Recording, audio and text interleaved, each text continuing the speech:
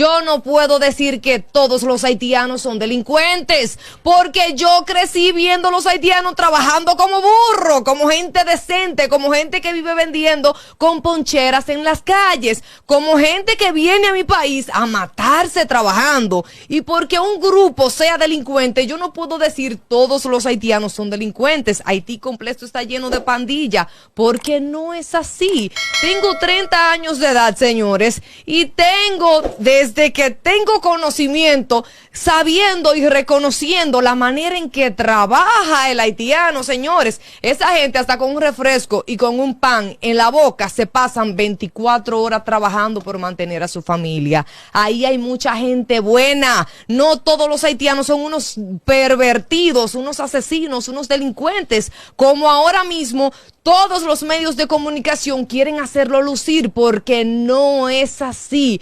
Tampoco puedo criticar que haya un barrio repleto de haitianos, porque cuando se habla de Estados Unidos hay ciudades enormes que pertenecen a dominicanos, y cuando hay una calle que tiene un nombre en representación de un dominicano, yo me siento orgullosa. Imagínense que aquí se diera la casualidad que le pusieran a una calle de aquí de la República Dominicana el nombre de un destacado del país vecino. Eso sería, óigame, Jesús Santísimo, terrorífico.